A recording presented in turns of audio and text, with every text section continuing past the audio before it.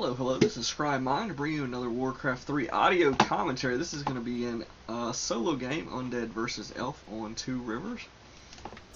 I will be going sort of a more standard opening with ghouls, and my opponent is going to be going for a little bit of an odd choice against Undead, in that he's going for a Huntress opening with a Warden. Not exactly very common though against ghouls. A lot of times it's going to be pretty decent in the early game. The problem is going to come with the Gargs. If you catch them off guard or catch them sort of not totally prepared for the gargoyles, they're not going to have a lot of anti-air, so you can sort of get in a lot of damage on their wisps. Maybe slow down their Ancients of Lore or what have you that they're building, and really just harass them pretty hard while you you sort of do whatever, because it's going to be hard for them to press your base with Huntresses and stuff. Pretty easy to tower that up, and again, Gargoyle is going to be completely untouched by the Huntresses, of course. So, also you'll notice this is 2 rivers, which means there is no tavern, which is going to not afford the elf the chance to get a panda for added AoE, which would be pretty, which is sort of a typical thing here to pair up either with the Demon Hunter or the Warden, because the panda is very strong even at level small levels like 1, 2, 3. The panda is pretty strong against a lot of the undead unit choices, ghouls, fiends even, and gargs.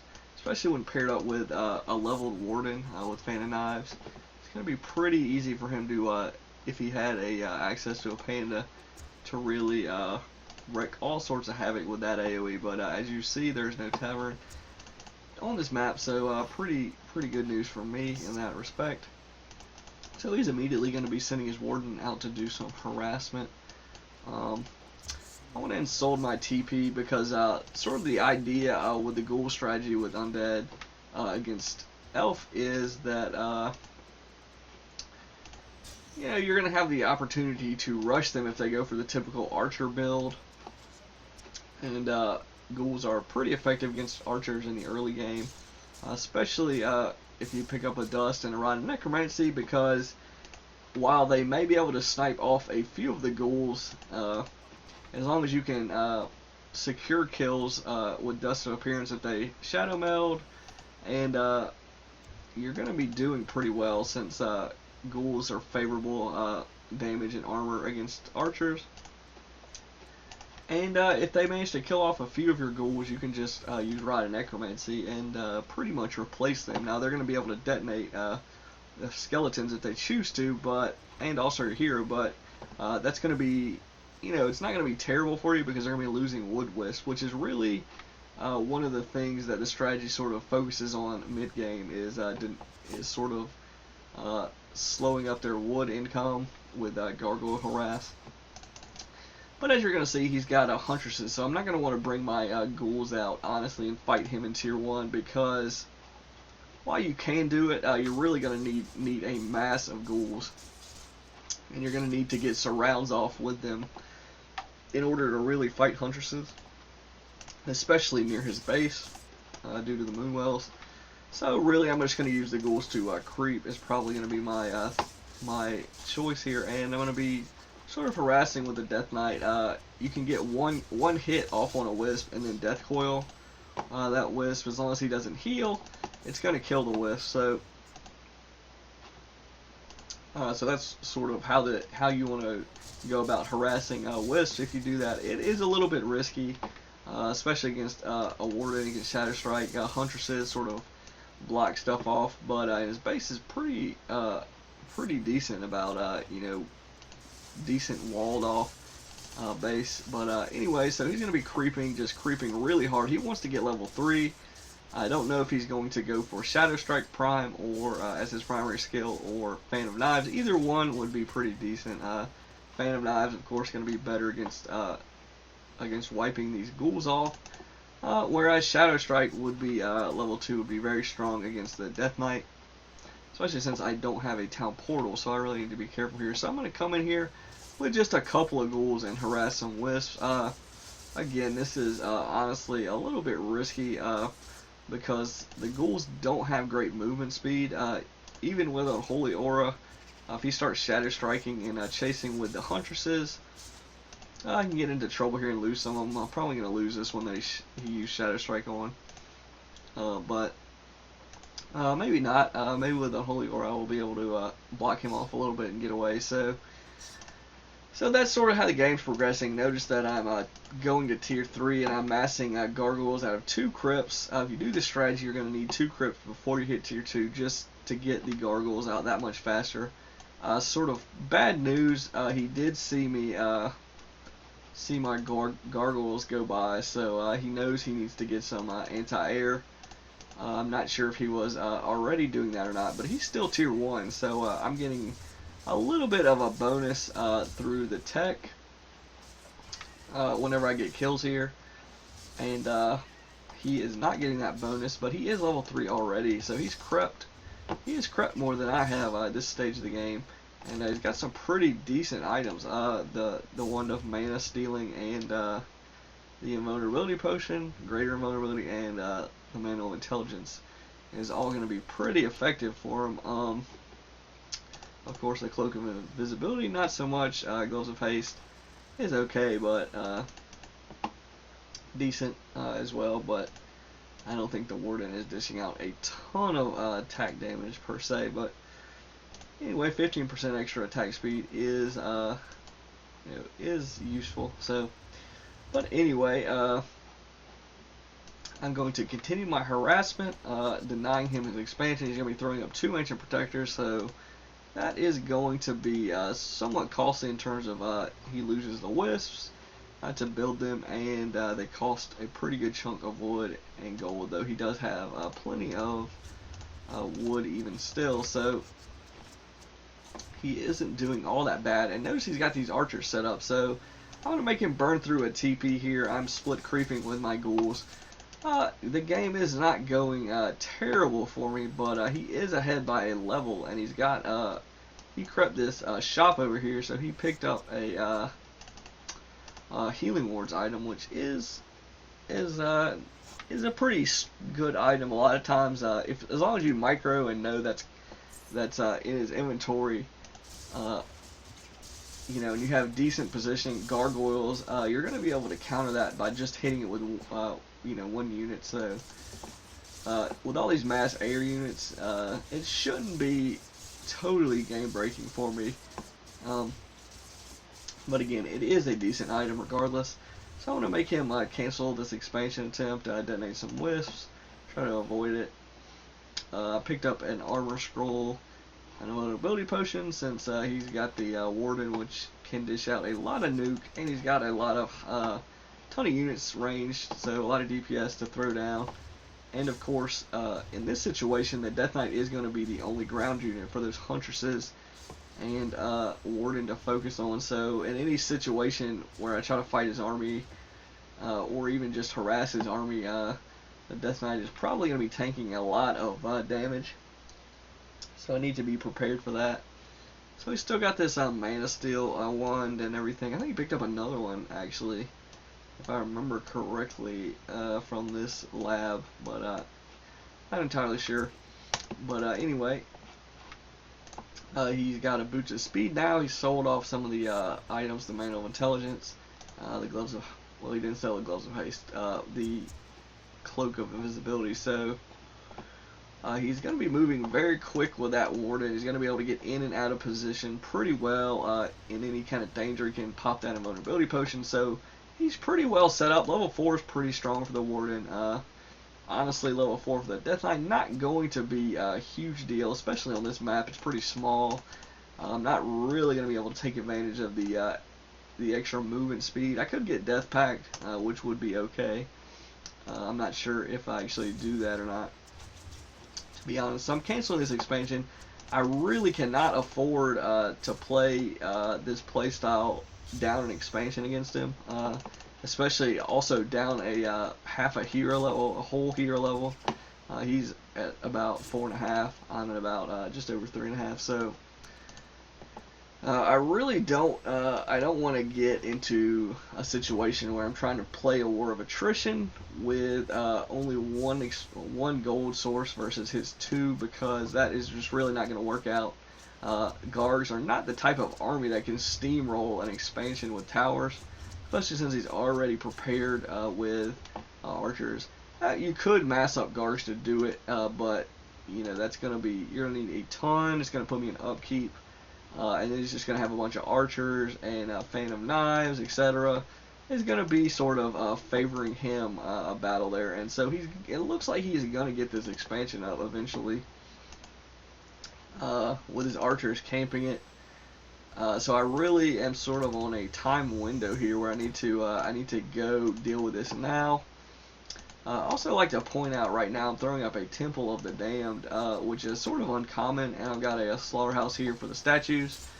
So right now I've got the typical Ghoul Garg army. I don't have a Lich, which probably would have been useful, but I'm sitting at 50 food, which I don't want to break that really anytime soon. So right now I'm sort of thinking, okay, I'm going to try to be aggressive here against this expansion. I'm also going to throw up a haunted gold mine of my own during this attack, hopefully covering for that, and of course hoping I'll win this battle, because I picked up a healing scroll and an armor scroll, and with these statues I feel like this battle should favor me. I'll go ahead and pause it here for a second. He's got about 8 archers, 6 huntresses, and a level 4.5 warden, plus this one protector. The Tree of Life is up, and a second protector is going up. So right now I'm hoping this battle will go pretty well for me right now. So we're going to go ahead and unpause it here and let it fly and see what happens. So I need to be focusing the correct units, the ghouls on the archers. And I sort of messed up there. I think I did pop the armor scroll, but I also popped the healing scroll accidentally before really any damage had been done, I believe.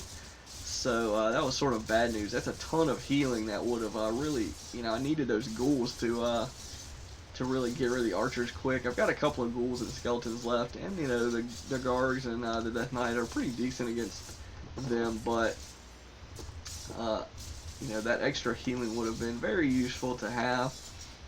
So anyway, he's leveled up to 5, which is a very strong point for the warden. I need to be very careful here. He's got the Boots of Speed, Shadow Strike. He's an agility hero. But I managed to pop a Death Coil on him, and I don't know if... let's pause it here for a second and take a look. Yeah, so I've got level 2 Unholy Aura, so I don't have Death Pact. I don't think. Pretty sure I got Death Coil level 3, but he didn't get any experience for killing me just then. So while it was annoying, it was mitigated by the fact that he lost his hero first.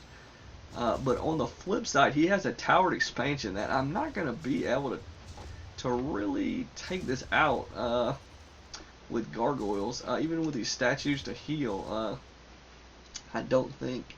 At any rate, I decide to go stone form to heal them up, and take a look back at my base. I've got this Temple of the Damned, but I haven't been building anything with it, and right now my gold is pretty low, so I really can't afford a sort of huge mixed army right now. But at any rate, I'm going to continue harassing him just a bit. He's going to find my expansion attempt and harass it, but thanks to the Garg mobility, I can just fly over this this water here and kill this Huntress.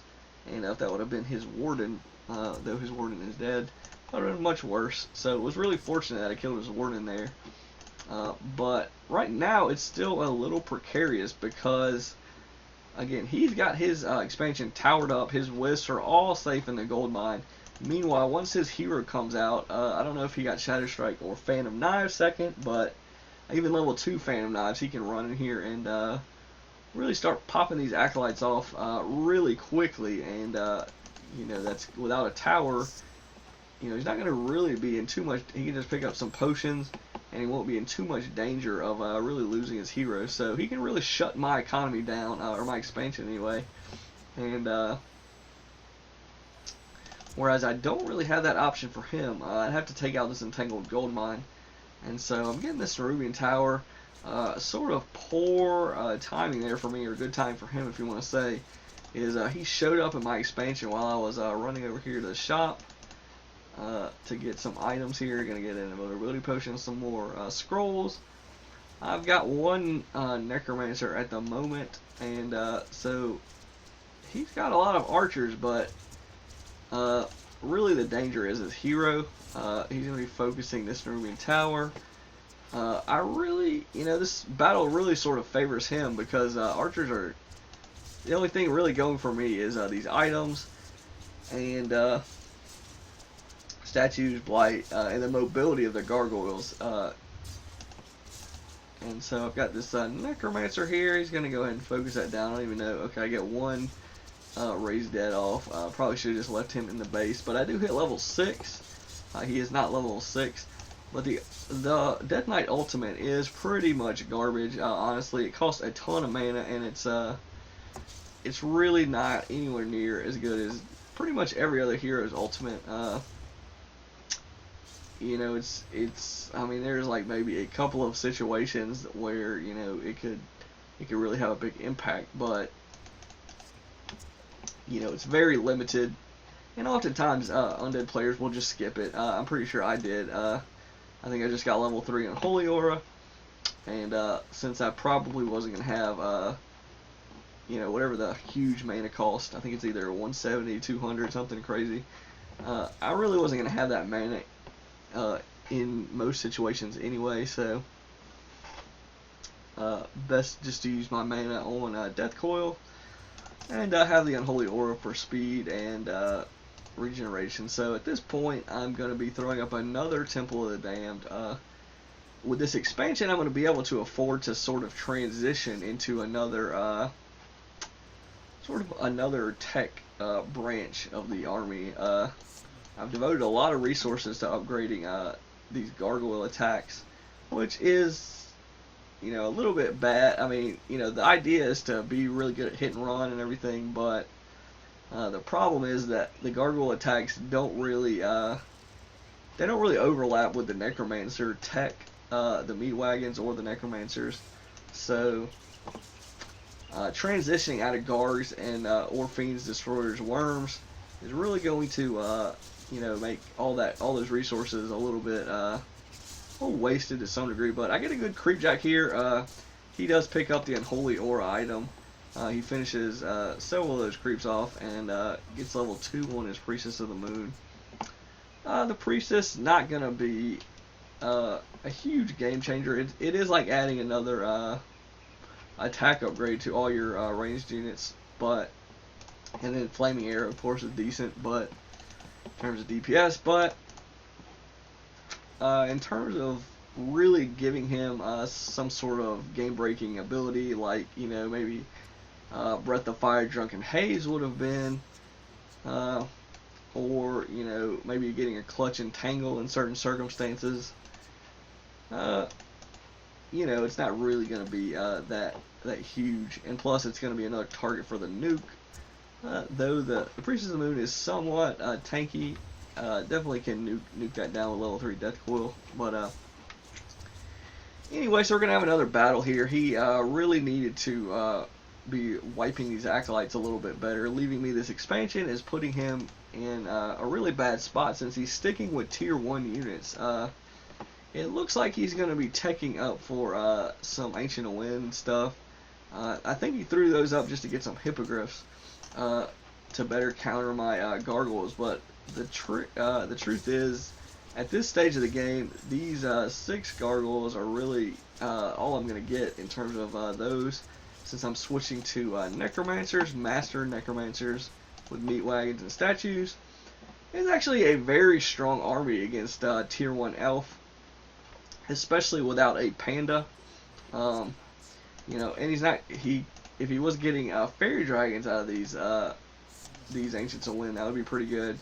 The fact that he never really seems to do that is sort of a mistake on his part, honestly. Now I do have the gargoyles, so it probably they'd get focused pretty well with the melee attacks of the guards, but you know, you can mana flare, they'd get a ton of armor and stuff like that. So while he focused the guards down, but anyway, the reason that the necromancers are pretty strong against elf with the meat wagons and everything is clearly if you can mass them up. You know, in terms of units, they don't have something like a destroyer or a spirit walker or priest, even though priest is not really a great counter to necromancers a lot of times, just because of the way the game plays out, but at least not compared to like destroyers or spirit walkers. But anyway, elf doesn't really have any kind of AoE dispel except for detonate, and you know, that's going to cost you a wisp every time you do it, so can get sort of costly. Though if you have an expansion, you can probably afford to just pump a bunch of wisps and try to deal with it that way. But the problem is actually getting back there and killing the necromancers, which is what you really have to. Necromancers or the meat wagons or the statues. You really have to kill one part of that sort of tri-unit combination, or they're just going to be spamming tons of skeletons at you, and eventually your army is just going to fall to it. I really would hope. I'm pretty sure I got Death Pact at this stage at level 7. Especially since my Death Knight is level 7 and low hit points, and I have all these free skeletons to use it on, but maybe not. I really am using the mana a little bit more aggressively with the Death Coil, but luckily I'm keeping my hero safe. So, see, the problem with this, the Warden is pretty good at dishing out damage, but in terms of, she is going to be a little bit vulnerable to level 3 Death Coil, and her AoE spell, you know, is sort of short range, so if she wants to, and again, the statues sort of mitigate that, since he doesn't have Breath of Fire, to really secure those kills on the necromancers, it's going to be really hard for him to deal with this, especially since he had mass archers. Let's take a look at his resources. He has a lot of resources, but he isn't really set up to, and Chimera aren't really a counter either to Master Necks, because, you know, I can just cripple them, plus I still have these guards. So, you know, anything other than, you know, maybe like 100 food of Hippogriffs and Chimera is really not going to counter this. Plus I've added a Lich with the Orb. Going to be very strong at nuking the hero here. And the meat wagons are going to be strong against the buildings, of course, and archers to some degree as well. So, again, he really didn't have a lot of options to switch to. He could have tried fairy dragons, but again, I've got the guards, like I say. And, you know, I could just move away from mana flare if I micro correctly. So, the skeletal mages, if you have that upgrade, they're going to hit, you know, they do piercing range, and they can hit the fairy dragon. So I can just back up and make a bunch of those out of mana flare range, and then, you know, go in, and they're gonna be a decent unit against the fairy dragons. Now notice he's finally detonating, but it's sort of a little bit late at this stage because he's lost 2 Ancients of War. His army is down to nothing. He doesn't really have much to heal his units or his heroes. Took out the shop, so.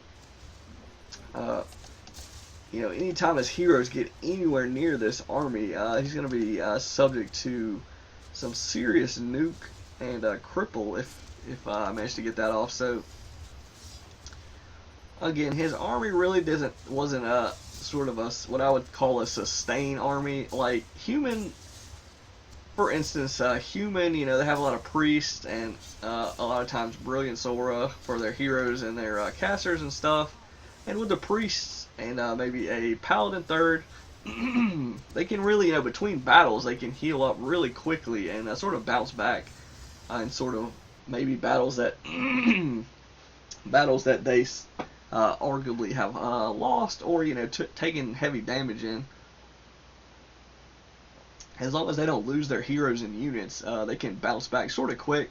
Much like Undead with statues, they got a touch of Essence of Blight and Mana, or whatever those abilities are called, so they can, you know, regenerate the hit points and the mana, and also level 3 and Holy Aura is gonna is going to go a long way for that as well. So, and with the necromancers, you know, getting them mana'd up, and just over time, you know, them having mana is going to just continually be spamming, give you the ability to spam skeletons, which, you know, they're about as effective as maybe ghouls. You know, not quite as effective, but they are free. They, you know, they're not going to cost you any resources but mana. So as long as you have, you know, meat wagons with the